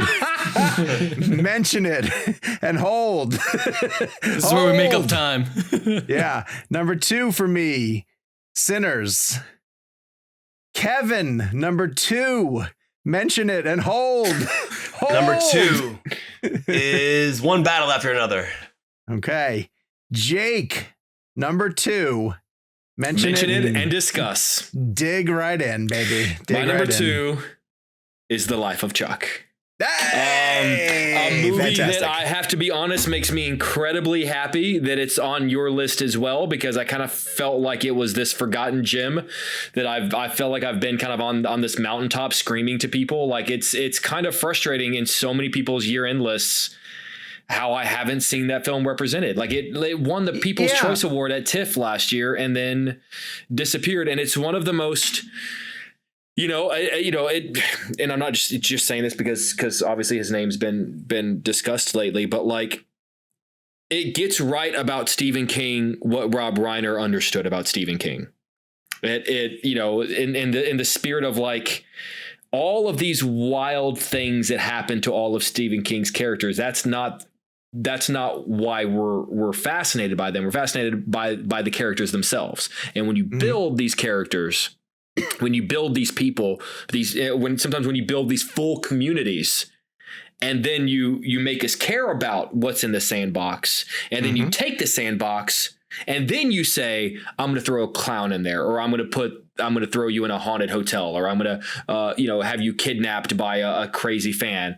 That's why it works. And in this case, like, it's just, I cared about these people and the telling of the story backwards and they're like, I kind of wanted to know what is the mystery of why does this billboard keep popping up? Who is Chuck? But like, I was like Chiwetel Ejiofor, like, Matthew Lillard's, the guy, being next door. Like I could have just followed them, I could have followed them to the end of the earth. And kind of what's beautiful about this movie is, so many movies are made about people who do big things. People who move mountains and the tagline for Marty Supreme is dream big. And the life of Chuck is a love letter to a guy who doesn't do anything special. He doesn't do anything particularly exciting. He doesn't live that long. He doesn't make that much of a blip on the earth, except he does. And he doesn't realize it. And it's kind of a reminder that we all have those moments where we sort of go, am I doing anything to make a dent in this world? And I think a lot of times we are, and we don't recognize we are. And a lot of times maybe we might not even realize that we are, but we do. And we make an impact on other people's lives in the same way that other people make impacts on our lives. And I think that that's why I love this movie. It's a love letter to the not so spectacular. Yeah. Also, it's just a movie that made me feel good. Yeah. And the dancing scene. The dancing scene is like one of the best of the year. It's like, Evan Bolter's cinematography, like it's just, it feels like a surreal dream that you just want to live in a way. I mean, and it doesn't, the movie doesn't shy away from having deep thematics, obviously, as well. But there's something about living in that world with the characters and kind of their understanding of what's happening, and obviously with tragedy and thematics that are mixed into the story. Oh, the end of the world. Yeah. It's nothing short of the end of the world. But at the same time, it's also an exercise in humanity. Yes. And people and who we are, and every performance. Chiwetel has this, what's that scene at the beginning, or is it towards the beginning when he's on the phone talking about like our moments in time. He's talking about time it's the calendar. It's the humanity calendar where humanity only exists in the final 2 seconds of December 31st. Yeah, December 31st. Yeah. But the way Chiwetel mind blowing delivered that, like it was like that scene. I've only seen the film once. And this is my recollection of the movie as I'm sitting here talking to you right now. That's how impactful the film was, because like those scenes in particular. But yeah, there's a lot to be said in a film that deals with the end of the world, but then finding the hope in who we are as people. Yeah, does that make sense? It's like this juxtaposition. We've said this. We've said this every time that there's a Flanagan thing, but it's what Flanagan does like almost no one else, which is whatever show you want to watch that he's made, film that he's made, he is inspired by Stephen King in the way that he builds his characters. And it's apparent in everything that he does that by the time you get through the end of it, you love everyone that you've interacted with. And not because they're flashy, but because he's fleshed them out so well. Yeah. And it is really wild that, so we're recording this with all the Rob Reiner stuff that's going on. And I was thinking a lot about Rob Reiner's adaptations of Stephen King's books, Stand By Me and Misery, but then even founding Castle Rock, which then went on to do a number of other adaptations, and his grasp on King's material. And I honestly thought, I was like, well, who else does that? And it's Flanagan. Like Flanagan can go on to make a number of King adaptations, and I think that they will stand shoulder to shoulder with the ones that Rob Reiner got a chance to do, which I think is the highest compliment that you could pay to Flanagan. So, just the fact that like it's a wonderful movie, and to Jake, to your point, I have no idea why it's dropped off everybody's list. I have no idea why it's not getting the push that it deserves to get, because it's a truly, truly wonderful film that I hope more people get a chance to check out. I hope it's one that gets like rediscovered. Like in a couple of years, people are like, "Oh, I didn't know that I needed this amazing." But I feel like that keeps being the case for Mike Flanagan's work, and at a certain point, like people discover, I say that we say that about Dr. Sleep, and it's like, oh yeah, people are discovering that. Like, you could just watch it when it comes out. Yeah, this one had like kryptonite, man. It had so much buzz coming out of the Toronto Film Festival, and maybe because they held it, They held it for almost a year, and they also right? released it. They released it in the summer, which feels like that was not the time. And I don't think it had a ton of. I mean, they all promoted it. Like the cast was out there, but like it didn't have a ton of advertising. It's also like, I'm going to be like, not to, to defend people for ignoring it. It's a hard movie to, I mean, I covered the junket, and when, I don't know if Kevin, if you ran into this issue, when like writing the script to build into my segment, it was difficult. It was difficult to in a log line describe it in a way that it sounds punchy in 3 seconds. It wasn't an easy sell. Well, the first act is the strangest. The first act is the weirdest. Because of the way that it sort of backfills, but give it a chance. The basic premise doesn't give it justice, is kind of I think what Jake is saying. Yeah. Because the premise is much deeper than just a log line. Yeah. We are down to our number ones, guys. The big drum roll, please. Jake Hamilton. Wait a second. Yes. I didn't have a chance to talk about my number 2. It's coming. Or my number 3. Yeah, they're coming. Oh, okay. That's how it works. Okay. That's how it works, baby. Oh, okay. I got it. Mm-hmm. Jake. Oh, that means all 3 of us have. Oh, okay. That makes sense. Jake, your number 1 is One Battle After Another. Okay, there we go. Kevin, I don't know if you remember this. You and I sat next to each other and watched this movie on the Warner Brothers lot. Yeah. And I think I leaned over and said, like, there's not going to be a better movie this year. It just works. And you're also talking to someone who like has kind of tapped out from Paul Thomas Anderson over the last 10, 15 years, maybe. Like, I really haven't loved PTA. I know. It's funny because people talking about how timely it is. And of course, it's incredibly timely. Like living in Chicago right now, there are characters in this film that I could point to that are walking the streets of Chicago and go, that might be. In fact, I had a news anchor ask me, is Sean Penn modeling himself after? And I went, there's no way, because this guy just came into the news. But just an incredible, sweeping, epic story that like is kind of in a weird way Paul Thomas Anderson doing like Star Wars in a way. Like it also feels like the sort of movies, I think a lot about, what it would have been like to have been part of the theatrical experience in the 70s when directors were able to kind of make those passion projects that had something to say about the world that we were in right now. When Scorsese and De Palma were, it feels like this also, like, as timely as it is to this moment in our country's history, I feel like you wouldn't have to change that much to, and you could have told me that it came out in 1974 and I could have been like, yeah, I buy it. I see some things in there. Unbelievably funny. Like I gotta be honest with you, like DiCaprio's performance might be my favorite performance. Like he has a line where he just says, "Life, man.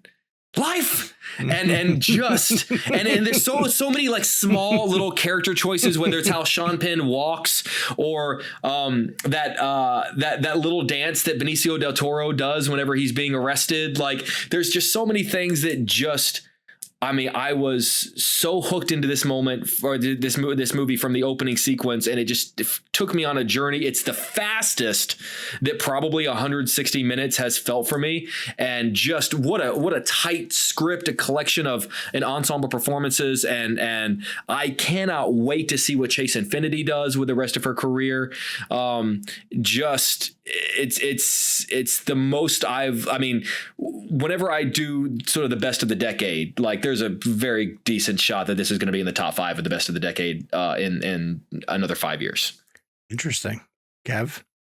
Oh yeah. I mean, this is a movie that gets better and better every single time I watch it. And this is your number 2, right? This is my number 2. Mike Bauman, who's the DP on this film, like the River of Hills sequence is one of the most incredibly shot scenes I've ever seen. And Serge Nafa, who's who pulls focus for the film, if you actually examine that scene and the lenses that are being used and the focus pulling that's happening, the shakiness of the camera, the rigs that were built for the cars, that sequence to me is all character driven, even just by the cars the characters are driving.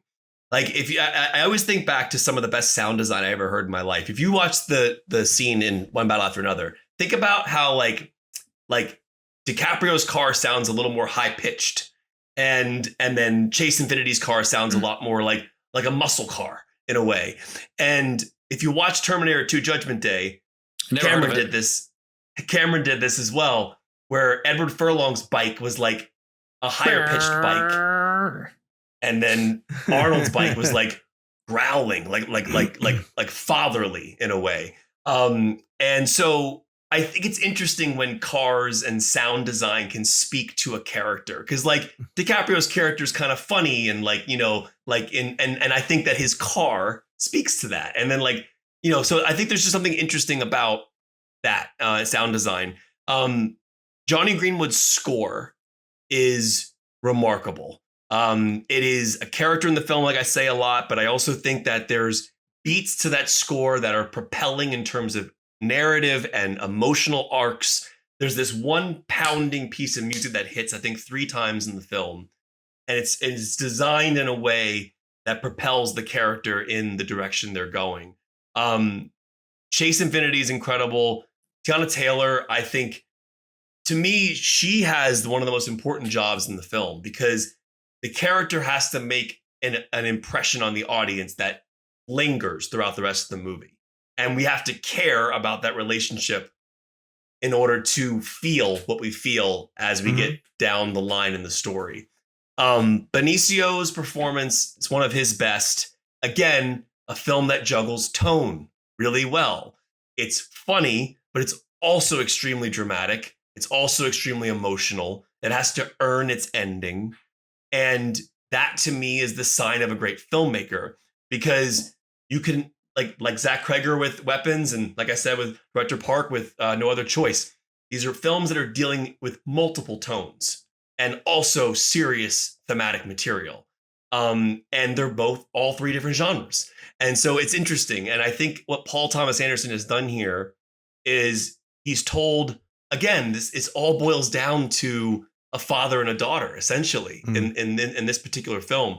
And without spoiling anything, obviously there's changes that occur throughout the story, but it is a really, really phenomenally made film. Written, directed, scored, cinematography, every person on that crew, the way these shots were designed, the editing, seeing it in IMAX 70mm on the full 143. We haven't even gotten to the VistaVision stuff yet. And I'll be brief on this, but VistaVision, it's not just this thing they go, oh, we shot on VistaVision. VistaVision cameras, especially back in the day when Hitchcock was using them for like Vertigo and Northwest, or John Ford was using it for The Searchers, or you saw it in the 10 Commandments. Like, there's a reason why you shoot on that. And it's 35mm film stock running through a camera horizontally, exposing 8 perforations of film real estate versus 4 perforations, which is the normal 35mm cameras. The images are larger. So it's not meant for epic, it's also meant for intimate. So when you're watching Regina Hall cry in a scene, or you're seeing a sequence filmed in a way and you're on the character's face, you're feeling that emotion deeper because the image is larger and more detailed. And it also works in the epic sense of car chases and action in that way. I think Spielberg even pointed out how good the action was in this film. The opening is so intense, and so like you're just propelled right into the story, and then you're on this roller coaster. And that deals with really serious thematics, but also characters that you care about and how to juggle all that. And I think it's a brilliant exercise in storytelling and filmmaking. And I think the River of Hills scene should be studied for the rest of our lives. That is one of the best shot scenes I've ever seen in my life. And I was on a roller coaster. I was up and down with it. And that's, to me, is the filmmaking that you can't really deny that. Yeah, I mean, the reason why it was lower on my list is truly just because I feel like I need to revisit it at least 1 or 2 more times. I've only seen it the one time. And it's too much to chew on in one sitting. I recognize that it's phenomenal. I know I really, really enjoyed it. I was completely caught up in all the characters, and I recognize that PTA was, embarking on something truly epic. I could see it climbing my list. It's just, I think everything that I put above it, I probably connected with on a more personal level than the story of revolutionaries, in the underground, and pushing that story forward. But without a doubt, recognized all of it. What I couldn't believe is that I just watched that DiCaprio, Jennifer Lawrence actors on actors thing that they did together. And Leo said that Benicio was doing Phoenician Scheme. Mm-hmm. And so they put One Battle on hold to wait for him. And so he had like no prep time whatsoever. And so kind of improvised a lot of the stuff that was in it, which is crazy because he's so good. And it's just a reminder of how unbelievably talented he is. So, and that goes back to tone too. Like Del Toro is so funny in the film. Oh, but within the middle of really serious thematics that are happening. Like that's what's so interesting to me is the juxtaposition of tone. I think that's one of the keys I've seen this year in a lot of filmmaking. You guys know that I'm a huge Wes Anderson guy, and I watched Phoenician Scheme. It didn't get near the level of like a top 10 for me, although I had Asteroid City on my list the year it came out. Benicio is one of the guys who can do Wes Anderson. He's so good at that movie. He's so funny. I loved him in that. Kev, your number one is... Am I talking about it? You are. Okay, my number one is Sinners. There you go. There's a lot I have to say that I'm going to try and condense. There's one thing this film did outside of what the film is that I think is important to discuss. The video that Ryan Coogler did about aspect ratios and different film stocks went viral earlier this year, and it created, in my opinion, a bigger and larger hunger filmmaking, meaning that like audiences are interested in the decisions that filmmakers are making and why those decisions are impactful emotionally on an audience. And I say this outside of the movie because this was a video that was done promotionally for Sinners to explain to audiences how you should see it. IMAX 70 millimeter, etc. And I love that we got a video like that in a year where people are now really engaged in film projection and seeing films shot on film. And it was just cool to see a filmmaker release a video explaining it in the nerdiest way possible. I was geeking out watching it, but it was also extremely educational. And I think it really hit a nerve with people that were consuming the video, learning about filmmaking. So that I want to say as an aside from the movie, it was just cool to see. And Ryan Coogler is one of the best filmmakers working today, and I'm just excited for him. The star of this movie, in my opinion, is Autumn Durrell Arkapaw. And I said this to you guys when the film was first coming out. Like, this name is something we need to remember, and it's going to be we're going to be hearing her name a lot. And I think she's going to win the Oscar for Best Cinematography. She's the first woman cinematographer in the history of filmmaking to shoot a film on 65 mil in the IMAX format. And she's also the first cinematographer in the history in general to shoot a film on these two formats. And the format that Autumn is using for this film primarily is Ultra Panavision 70, which is the same format that Tarantino used on The Hateful Eight. It's this extremely wide 2:7:6 aspect ratio. So when you jump to the IMAX, as the film does brilliantly, narratively, that juxtaposition between the wide and the tall is narratively driven in a way that you feel the emotional punch of the change in ratio. And I just think that the work she did on this film, that Autumn did on this film, it needs to be studied. I think schools should be teaching what Autumn did here, because there are shots in this film, there are oneers in this film, the surreal music montage when we're insane. Entering. That's an insane sequence. That film is shot on 65 mil in the IMAX format. That camera only holds a certain length of film stock.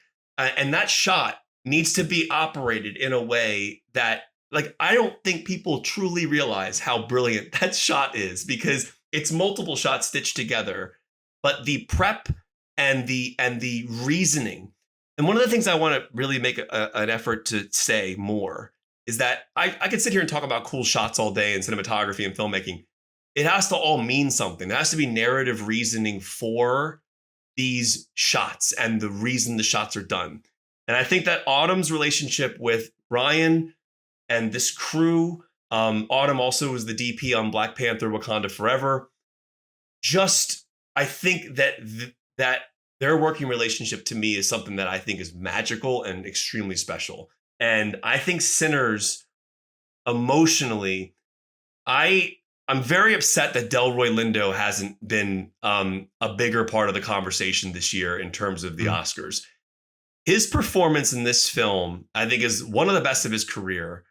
And like Delta Slim, that character there's just so many characters in this film that I think are so important to the overall story.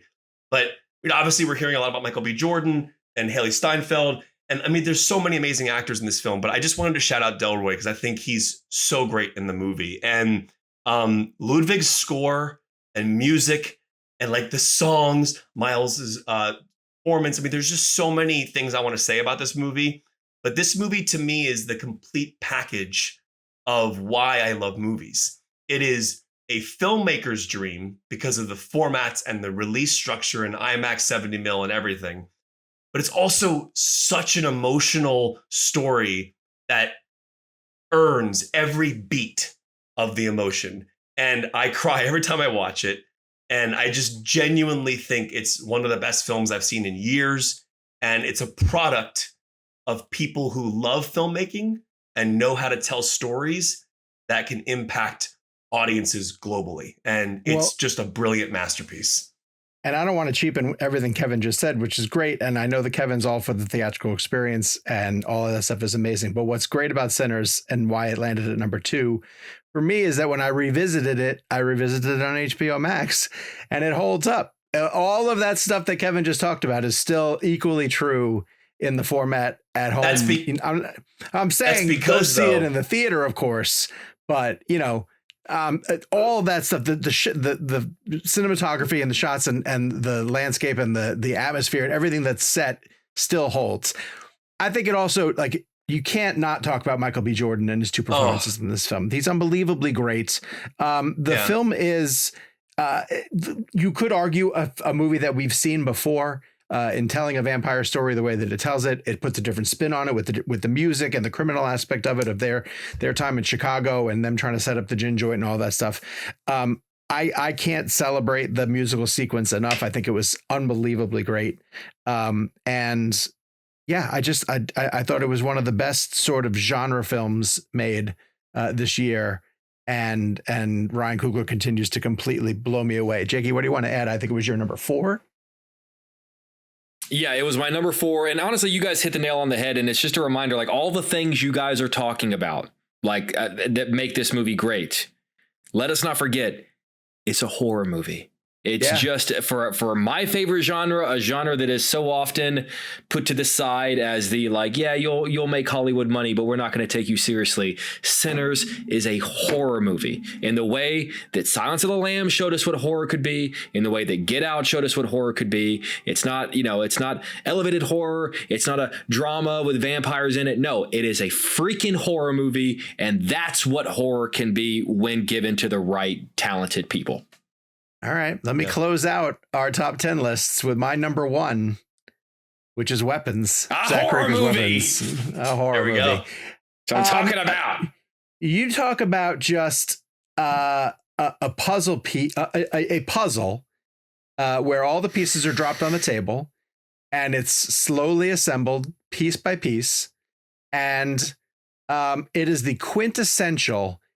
If you don't have a good answer to this mystery, to where these kids went, your movie gets flushed down the toilet. And so I sat there the entire time and I deeply admired how he jumped from person to person, narrative to narrative, sometimes on a really random detour to other characters where I was like, well, why are we following this person? And how come it's not? So the first ride through is phenomenal, right? Because then you get to the answer, and the answer is amazing.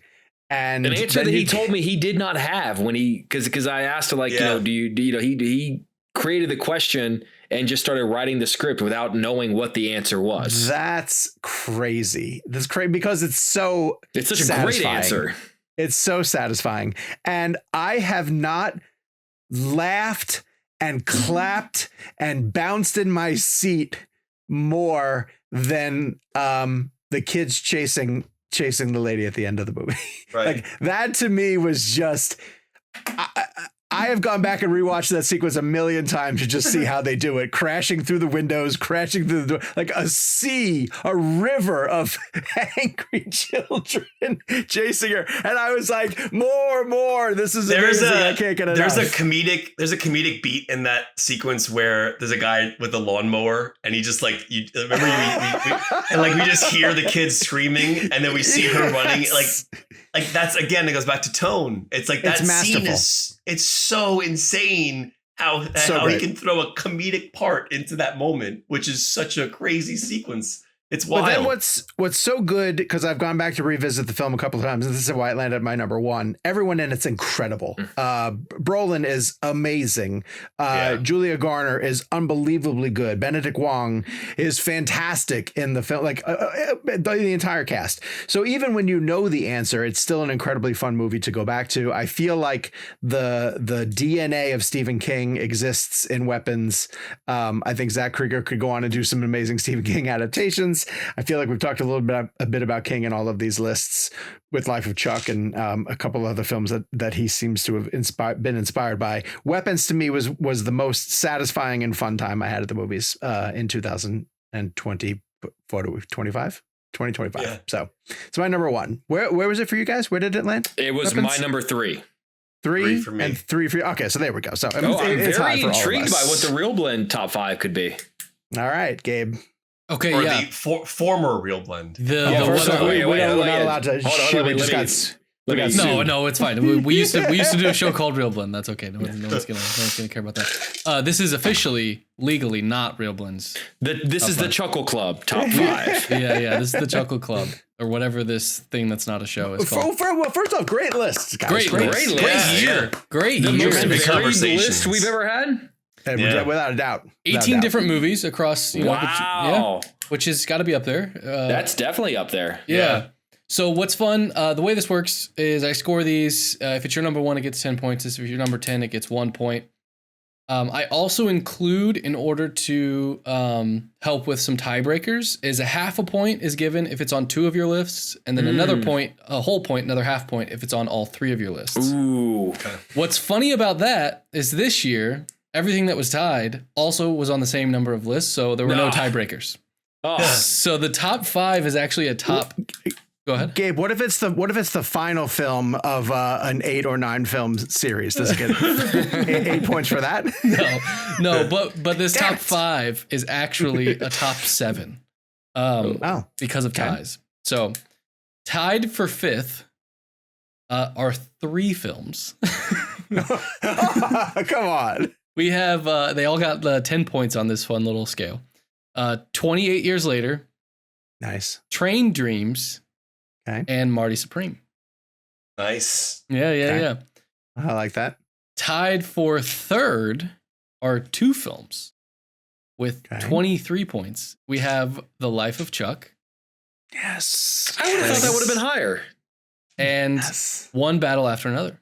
What? Wow. Yeah, I really torpedoed it. I kind of sunk it. I'm sorry. And what's also fun. No wonder I left this show. Is that tied for first is Weapons and Sinners. Yeah. All right. That's great. Not bad. That's great. Weapons and Sinners. I'm really happy with that. Y'all's number one's made it. Yeah, good for you. To be fair, Jake, everything on this top 7 that it's the top 5 all of them were on your list. Yeah, but not the way that I wanted it, Gabe. But you're the only one. I got what I wanted, but not how I wanted it. You're the only one with everything on your list, which happens, I think, most years. We picked really good movies. Yeah. This is a great, like, you're going to hear a lot of these same, titles bandied about as we get through the Oscar season. But hopefully we also recommended a couple of offbeat ones for you guys to go check out. And I also think it's interesting not to name them, but there are also like a couple of because I was telling Sean before we started, there are so many movies that are like, the big movies, the year end movies that I'm being told are like that I should love that I quite frankly didn't that didn't end up on any of our lists. And I think is very telling that just because a movie tells you that it's an awards contender or that it's important or that it's good doesn't always mean it is. Very true. Very true. Yeah. Don't believe the hype. All right. Well, thank you guys if you made it this far. Yeah. You're perhaps you'll come a little further. One-time blender. This was fun, guys. I really appreciate getting together. Oh, it was awesome. Continue, boys. We'll do it again next year. Yeah, we should do it again next year. Huh? I like same time, same place. Miss you guys. Yeah. It's good to see you guys. For the Chuckle Club. Follow Kevin's new on film with Kevin McCarthy. Make sure you support Jake's Takes because that's where Jake puts all of his amazing stuff. I've got a fun podcast called Hero's Journey over at CBR. And Gabe, it's just Gabe hanging out. Chilling, baby. When you got that head of hair. Exactly. All right. Until next year. The Odyssey. Dunkirk. Dunkirk. Gotta say Dunkirk.